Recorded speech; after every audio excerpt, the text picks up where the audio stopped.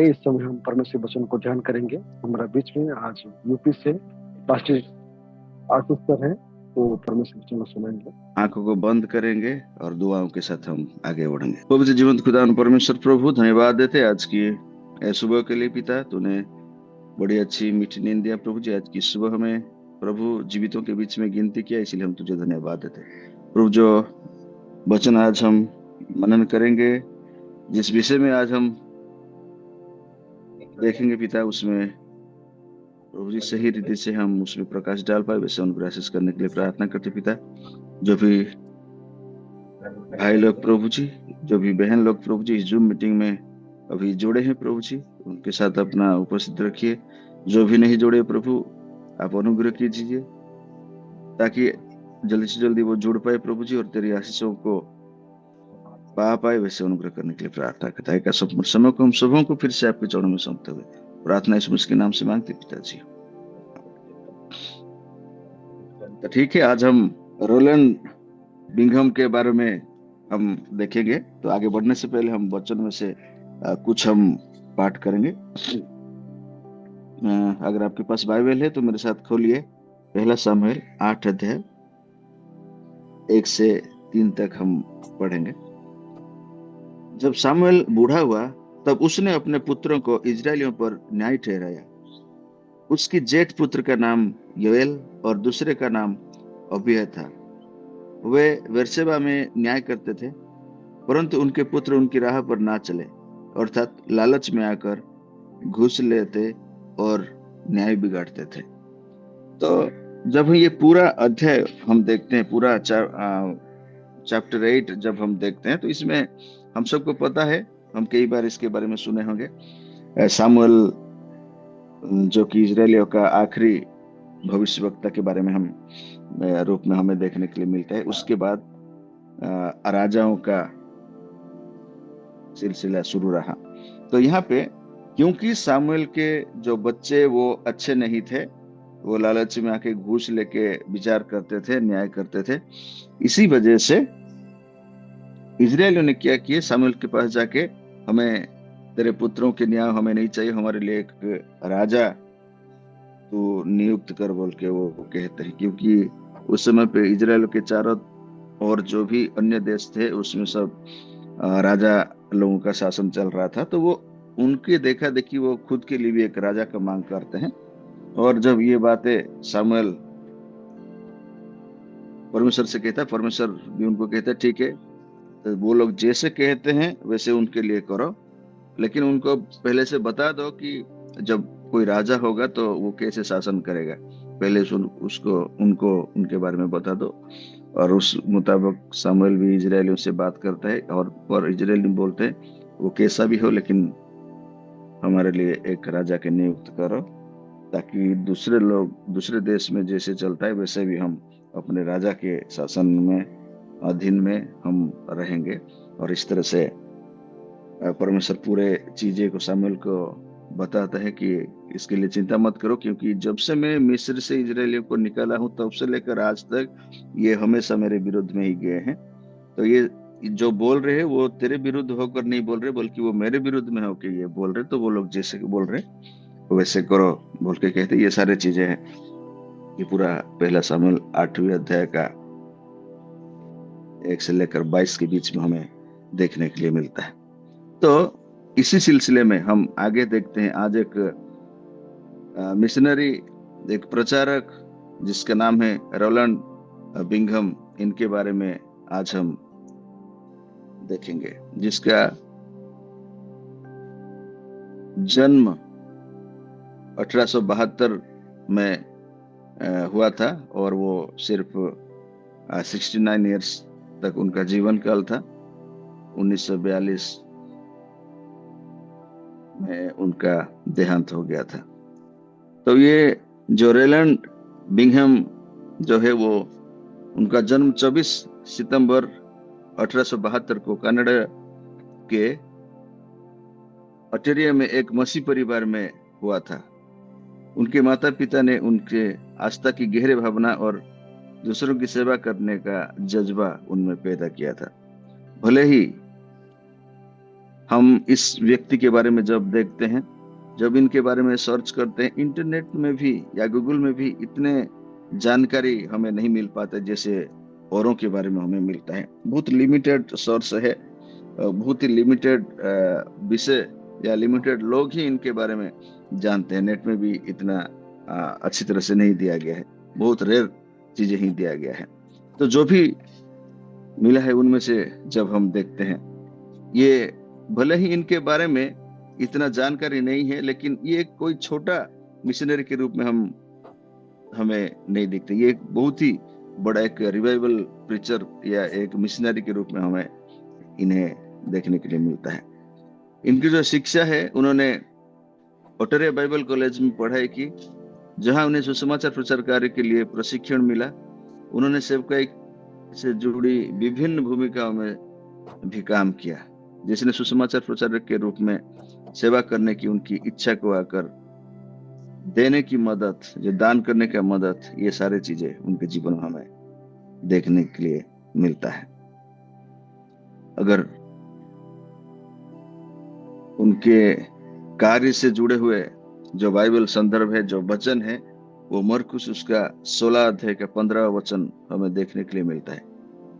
और उसने उनसे कहा, तुम सारे जगत में जाकर सारे सृष्टि के लोगों को सुसमाचार प्रचार करो। या फिर हम देखते हैं जो great commission of Jesus Christ, यीशु मसीह स्वर्ग पे उठा ला जाने से पहले अपने चेलों के साथ जब वो रहते, उस समय पे वो कहते, पूरे देश में या पूरे जगत में जाके सुसमाचार को प्रचार करो, और जो लोग विश्वास करेंगे उन्हें पिता पुत्र और पवित्र नाम के बपतिस्मा। तो ये जो वचन था, ये जो वर्ष था, ये रोलैंड बिंघम को बहुत दिल में छू लिया था, और उन्होंने सेवकाई के लिए बहुत ही इच्छुकता के साथ आगे बढ़े थे। तो जब हम देखते हैं एक ऐसे व्यक्ति जब परमेश्वर ने उनको बुलाए अपने और जब आकर्षित किया, तो उसमें हम देखते रोलैंड बिंघम का जीवन एक उदाहरण देता है कि परमेश्वर के आह्वान को सुनना और उसका जवाब देना क्या होता है। भले ही यात्रा कठिन हो या अनिश्चित हो, उनका उदाहरण हमें अपने जीवन में परमेश्वर की आह्वान का पालन करने के लिए प्रोत्साहित करता है।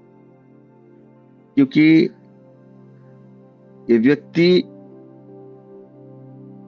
जो कि इनका जो मूल जो नेटिव था वो यूके, इंग्लैंड के लोग थे, लेकिन बाद में कनाडा में चले गए थे, जो सोर्सेस के अनुसार अगर हम देखते हैं तो। और बचपन से उनकी जिस तरह से अपने माँ बाप उनको परवरिश किए थे परमेश्वर की ओर, उनका जो आकृष्ट, जो आग्रह जताए थे, उसमें से हमें पता चलता है कि जब वो कनाडा में जाके पढ़ाई करते हैं, 16 साल की उम्र में वो परमेश्वर को अपना व्यक्तिगत उद्धारकर्ता के रूप में स्वीकार करते हैं। और वहां पे कनाडा में एक कलीसिया, वो चर्च में रेगुलर थे। एक दिन जब वो चर्च में जाते हैं और चर्च के बाद एक लेडी से, एक ओल्ड लेडी से उनका मुलाकात होता है, जो कि मिसेस ग्वालियन के नाम पे हम जानते हैं। तो उन्होंने उनको चर्च के बाद अपने घर में इनवाइट करते हैं, अपने घर में लेके जाते हैं, और उनसे उनका बातचीत चालू होता है। उन्होंने अपना एल्बम निकाल के उसमें से उनके जो पारिवारिक व्यक्ति के बारे में चर्चा करते हैं। उनमें से वो जो मिसेस ग्वालियन थी, वो एक फोटो निकालती है, उनकी बेटी की फोटो निकालती है और दिखाती है कि ये मेरी बेटी है, और ये चाइना में आज मिशनरी सर्व कर रहे, मतलब एक मिशनरी के रूप में चाइना में जाके परमेश्वर की सेवकाई कर रहे। और उनका एक बेटा भी था, वो भी कोई दूसरे देश में जाके मिशनरी काम करता था। तो उन्होंने ये सब बताने का अर्थ ये था कि जो मिसेस ग्वालियन थी, वो हमेशा उनकी जीवन को वो देखती थी, रोलैंड बिंघम के जीवन को, परमेश्वर के प्रति उनकी आग्रह को, वचन के प्रति उनके आग्रह को, और उनको इनकरेज करना चाहती थी कि वो भी एक मिशनरी के रूप में ग्वालियन के साथ रह के काम करें। क्योंकि भले ही हम जानते हैं कि रोलैंड बिंघम जो है वो SIM स्वीडन इंटीरियर मिशन का एक फाउंडर के रूप में, लेकिन अगर हम देखते हैं तो हम जिसको भी हम फाउंडर मानते हैं, एक्चुअली एक व्यक्ति से कोई भी एक फर्म या एक संस्था, एक ऑर्गेनाइजेशन स्थापित नहीं होता है, उसमें एक टीम की जरूरत होता है। तो वैसे ही हम हो सकता है जब हम उनको फाउंडर कहते हैं तो हम उनको फाउंडर ना कह के हम को फाउंडर हम कह सकते हैं, क्योंकि उसी SIM जो था स्वीडन इंटीरियर मिशन जो था, उसमें मिसेस ग्वालियन का भी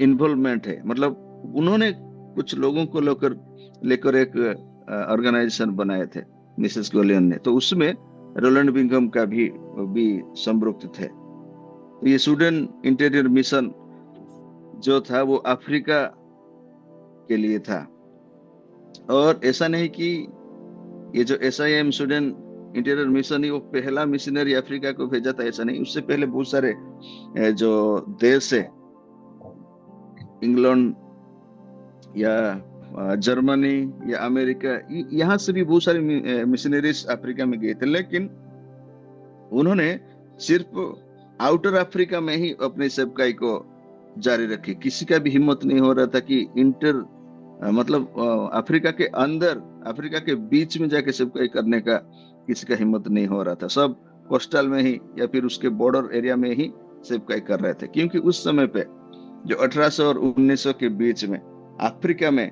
जो मलेरिया का वायरस था वो बहुत प्रचलित था।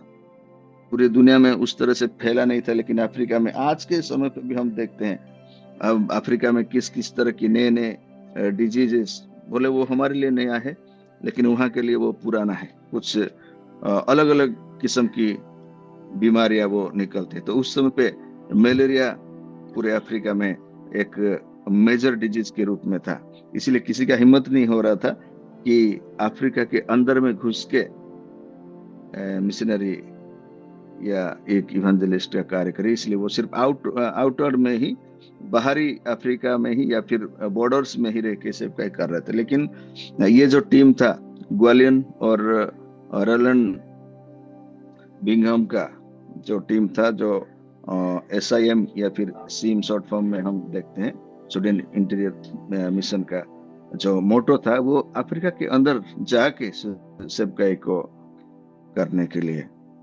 तो इसमें जब पहला अटेम्प्ट करते हैं रोलैंड बिंघम, उनके और दो साथी जो कि जॉन और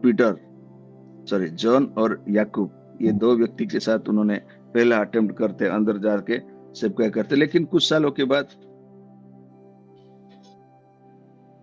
रोलैंड बिंघम को छोड़ के बाकी दो साथियों का मलेरिया से उनका डेथ हो जाता है और उनको वापस आना पड़ता है।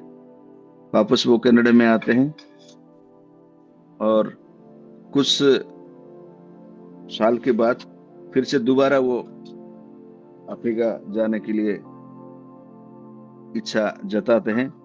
लेकिन वहां पे भी जाते हैं, लेकिन वहां पे भी ज्यादा दिन तक नहीं रुकते हैं। उनकी तबीयत खराब होने की वजह से वो फिर से वापस उनको कनाडा में आना पड़ता है। उस समय पे वो सोचते हैं कि दूसरा अटेम्प्ट भी फेल हो गए, अभी वो यूके में अपने नेटिव में जाके कुछ कर ले, क्योंकि उनकी मतलब जो भी उनका मिशन है उसमें वो सफल नहीं हो पा रहे। उस समय पे वो एक किताब लिखते हैं, उसमें वो बताते हैं कि जब मैं मसीह के लिए, परमेश्वर के लिए कुछ आगे करने के लिए चाहता हूं तो उसमें सारे जो स्थिति है, सारे जो परिस्थिति है वो मेरे विपरीत जाता है, मेरे योजना के अनुसार नहीं जाता है। तो अपने विश्वास पे, अपने बिलीफ पे वो कमजोर हो जाते हैं कि प्रभु नहीं चाहता कि मैं परमेश्वर की कार्य करूं, मैं उनकी सेवा करूं, क्यों ये सारे दिक्कतें मेरे सामने आता है। लेकिन वो अपने नेटिव में नहीं जाते, वो कनाडा में ही रहते हैं और अपने विश्वास को वो मजबूत करते हैं। विश्वास को मजबूत करके तीसरे बार फिर से उनका और एक टीम और 4 लोग तैयार हो जाते हैं उनके साथ जाने के लिए। और उस समय फिर से वो थर्ड अटेम्प्ट जब करते हैं, वहां पे जाके उनको सफलता मिलता है। करीबन करीबन 50 साल उन्होंने अफ्रीका के अंदर रह के सेवकाई किए हैं। और उन 50 साल में जब उन्होंने सेवकाई की, क्योंकि भले ही मिशनरीज बहुत थे उस जगह अफ्रीका में, लेकिन जो दूसरे मिशनरीज थे, जैसे कि मैंने पहले बताया, वो सिर्फ जो बाहर अफ्रीका की जो बाहरी हिस्से हैं वहां पे ही उनका सेवकाई था। लेकिन इनका जो है वो अफ्रीका के अंदर में इनकी सेवकाई था। और वहां पे जब 50 साल की जब सेवकाई किए, उसी में अगर हम देखते हैं तो 1920 में जब उस जगह पे उन्होंने, मतलब 1916 से कोड़ियों के बीच में, कुष्ठ रोगों के बीच में उनकी सेवकाई को शुरू हुआ। और 1920 आते आते हम देखते हैं लगभग जो 30,000 कोड़ी लोग या कुष्ठ रोग से पीड़ित लोग को उन्होंने मदद कर रहे थे। और जब उनके जीवन में हम देखते हैं, उन्होंने बिना थके बिना रुकावट के परमेश्वर के लिए वहां पे काम किए। और उनका जो कलीसिया था उसमें ज्यादा संख्या में सदस्य भी नहीं हुए थे। उन्होंने तो मेहनत तो बहुत की है। और उनके कलीसिया में उन्होंने अराउंड 48 लोगों को चुने एक मिशनरी के रूप में, क्योंकि उनके लिए जो 4 लोग गए थे और ये रोलैंड बिंघम, ये 5 लोगों को बहुत सारे एरिया कवर करना इतना पॉसिबल नहीं था। इसलिए उनकी कलीसिया में जो 48 मेंबर्स को उन्होंने तालीम दिए, एक प्रचारक के रूप में, एक इवेंजलिस्ट के रूप में, और अलग अलग जगह पे उन्होंने भेज दिए। जब अलग अलग जगह पे उन्होंने भेज दिए तो उनको, क्योंकि उस समय में 1800 और 1900 के बीच में, और अगर अफ्रीका का आज भी हम देखते हैं तो अफ्रीका में कोई अच्छी स्थिति नहीं है, बहुत ही गरीब देश के लिस्ट में उसको गिना जाता है। तो उस समय पे भी हम देखते हैं कि कैसा स्थिति होगा। और उस समय पे उस जगह पे रह के सेवकाई करना कितना कठिन था। और फिर भी जब वो 48 लोग अलग अलग हिस्सों में जाके परमेश्वर की सेवकाई करते हैं, और 1935 में अमेरिका और ब्रिटेन ये अफ्रीका के तरफ अपने व्यापार को बढ़ाने के लिए जब कदम बढ़ाते हैं, उस समय में अफ्रीका में जितने भी फॉरेनर्स थे, विदेशी थे, उनको सब अफ्रीका से बाहर जाने के लिए कहा जाता है। लेकिन बहुत सारे मिशनरीज, जर्मन के, अमेरिका के, अलग अलग जगह के जो मिशनरीज थे, वो उनकी बात मानकर, उनसे डर कर अफ्रीका को छोड़ देते हैं। लेकिन रोलैंड बिंघम जो है वो उनको कहते हैं, आप सिर्फ बिजनेस के बारे में मत सोचो, आप परमेश्वर के बारे में भी सोचो कि परमेश्वर क्या चाहता है, परमेश्वर का वचन क्या कहता है, और उसी हिसाब से आप अपना निर्णय लो, ना कि आप सिर्फ अपने व्यापार के बारे में सोचो। फिर मजबूरन जब उनको 1935 में कनाडा वापस जाना पड़ता है अफ्रीका छोड़ के, क्योंकि यूके और अमेरिका के जो लोगों के दबाव की वजह से, उस समय वो पैदल रिटर्न करते रहते हैं। और जब पैदल रिटर्न करते रहते हैं, उस समय पे उनकी मेहनत का जो फल है उनको दिखता है। क्योंकि 1935 में वो वापस जब आते हैं, तभी जगह जगह पे उनको कलेसिया दिखता है। लगभग 100 कलेसिया उनको रास्ते में दिखता है, जो कि उनके जो 48 मिशनरीज थे जिनको उन्होंने ट्रेन किए थे उस अफ्रीका में रह के, उन्होंने उन कलेसियों को बनाए थे। और लगभग 10,000 विश्वासी तब तक बन गए थे। और उनको देख के वो बहुत खुश हो जाते हैं, क्योंकि इसके बारे में उनको पता नहीं चलता है। वो सिर्फ अपनी कलीसिया को देख के वो परमेश्वर के प्रति तो विश्वस्त रहते हैं, लेकिन सिर्फ अपनी कलीसिया को देख के वो सेटिस्फाइड नहीं थे कि हम इतने सालों में हम कुछ नहीं कर पाए, सिर्फ गिने चुने लोगों को ही हम परमेश्वर के लिए जीत पाए, परमेश्वर के करीब ला पाए। लेकिन उस समय पे वो लोग देखते हैं लगभग 100 कलीसिया और 10,000 से ज्यादा विश्वासी के बारे में उनको पता चलता है, तो वो बहुत खुश हो जाते हैं और फिर वो कनाडा में वापस आ जाते हैं। लेकिन उनका काम रुकता नहीं है। कनाडा में रह के उन्होंने उसी सेवकाई को जारी रखने के लिए वहाँ पे ट्रेनिंग सेंटर की स्थापना करते हैं और लोगों को ट्रेनिंग देते हैं। और उस समय पे उनको पता चलता है कि जर्मनी से कुछ लोग, यूके से, यूनाइटेड किंगडम से कुछ लोग, अमेरिका से कुछ लोग और इस सेवकाई में उनसे जुड़ने के लिए चाहते हैं। उनको बोलते हैं हम आपकी मिशन में जुड़ना चाहते हैं, हम आपकी मिशन को मदद करना चाहते हैं और हम आपके मिशन में जुड़ के सेवकाई करना चाहते हैं। और जब ये बातें उनको पता चलता है, वो उन सबको बुला लेते हैं और उनको ट्रेनिंग देते हैं। ट्रेनिंग देने के बाद उनका जो ऑफिस है वो एक्सटेंड करते हैं। जो SIM सुडन इंटीरियर मिशन जो है वो अब अलग अलग देशों में अभी ब्रांच के रूप में काम करता है, लेकिन वो ब्रांच टोटली इंडिपेंडेंट रहता है, वो किसी से लिंक में नहीं रहते। जो अमेरिका का SIM मिशन है वो अलग रहता है, यूके का SI मिशन अलग रहता है, जर्मनी का SI मिशन अलग रहता है, और वो वहां से ऑपरेट करते हैं डायरेक्ट अफ्रीका में। अपने अपने कंट्री से वो मिशनरीज को भेज के अफ्रीका में काम करते, इस तरह से किए। और वो सिर्फ उतने में रुका नहीं। अगर हम आज देखते हैं, और आज तक भी वो जो मिशन है वो कोलैप्स नहीं हुआ है, अभी भी वो रनिंग में है। ऐसा ये मिशन जो है आज लगभग 70 देशों में वो मिशन का जो ऑफिस है, और वो सिर्फ अफ्रीका नहीं, आज के समय पे बहुत अलग अलग जगह पे भी उस कार्य को लेके गए हैं, जिसकी शुरुआत रोलैंड बिंघम के द्वारा किया गया था। भले ही उनके साथ हम मिसेस ग्वालियन को भी हम देखते हैं, जिनकी इनिशिएट से, मतलब और कुछ लोग भी होंगे जिनके बारे में हम नहीं जानते, ऑब्वियसली बहुत सारे लोग होंगे। लेकिन जब हम रोलैंड बिंघम के बारे में स्टडी करते तो उसमें एक नाम जरूर आता है, मिसेस ग्वालियन, जो उनका एक प्रेरणा के रूप में हम देखते हैं, जिन्होंने उनको बुलाए के इसके बारे में बात किए थे, एक मिशनरी के बारे में बात किए थे और उनको एक रास्ता दिखाए थे, अपने बच्चों का एग्जाम्पल दिए थे, किस तरह से उनकी जो बेटी है चाइना में सेवकाई के लिए एक मिशनरी के रूप में गए हैं।